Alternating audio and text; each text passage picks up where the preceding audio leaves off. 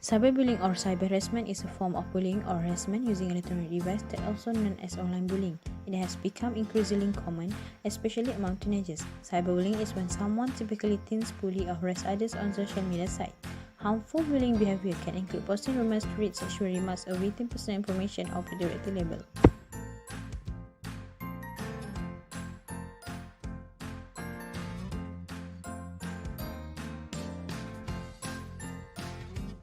The cases of students being bullied in high school has drastically rising during 2010. In this particular high school, there's a bully named Ayman who tends to have fun by bullying other students, including his own classmates, Amy. Like a normal 16-year-old boy, Amy tends to spend his leisure time on the internet socializing on social media platforms such as WhatsApp, Instagram, and Twitter. One day, he stumbled upon an Instagram notification said someone has just commented on his picture. Ew, you're such a fatty. You should really start going to gym, or else nobody want to be friends with you. Why would someone ever say that for the whole world to read? It's so mean. Amy just brushed off the feeling and continued to scroll on his Instagram feeds. The next day, he found out that Ayman has added him to a group called Amy is an Ugly Fatty. Hey Amy, did you know why you have no friend at school?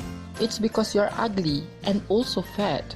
Nobody ever wants to be nice to someone like you. I hope you hurt yourself. After sending the chat, Ayman proceeded to leave the group. Days turned into weeks and weeks turned into months. Since the day, Amy has always received hate and criticism about his appearance on social media until... I can't take this anymore. Ayman is right. I'm just an ugly fatty. I am useless and I don't deserve any friends. I should have just killed myself. Amy attempted to hurt himself with a knife, but he couldn't do it and just cried until he slept. After he struggled with harming himself, he figured he wanted to take a break from the social media and watch television. He found himself watching an advertisement about anti-cyberbullying camp. This camp is to help people like me who has gone through cyberbullying. Maybe I should go in order to know the prevention step and how to deal with it. I'll try and apply it.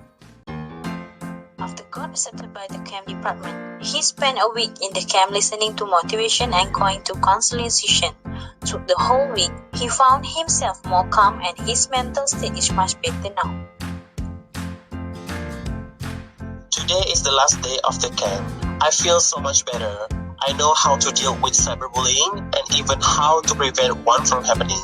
I am so happy that I can finally shake off the feeling that I wanted to hurt myself. I finally feel like a normal boy again. After Amy got back from the camp, he decided to take actions against the cyberbullying at his school. He hoped to help other students to prevent and handle cyberbullying efficiently. He decided to tell the principal about his experience towards cyberbullying. We analyze the main strategies of coping with cyberbullying. We illustrate the difference between the active and the passive way of avoidance by bringing up the concept of internal locus of control and external locus of control. We describe how cyberbullying seems to be particularly suitable for developing or strengthening an internal locus of control. Finally, we propose the use of cognitive restructuring to encourage the internalization of cyber victims' locus of control.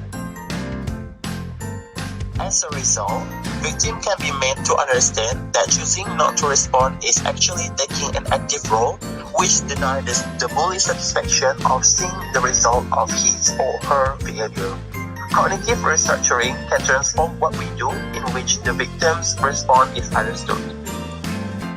So, incorporating cognitive restructuring into individual therapy is adolescent could be helpful in promoting an internal locus of control among adolescent victims of cyberbullying.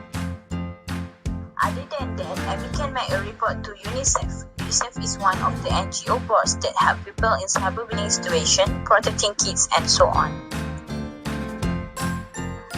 We can consider UNICEF as external control because UNICEF is the agency that can make a report by everyone. It means that UNICEF is for everyone. In UNICEF, they have been provided a counseling class for a person that facing in cyberbullying.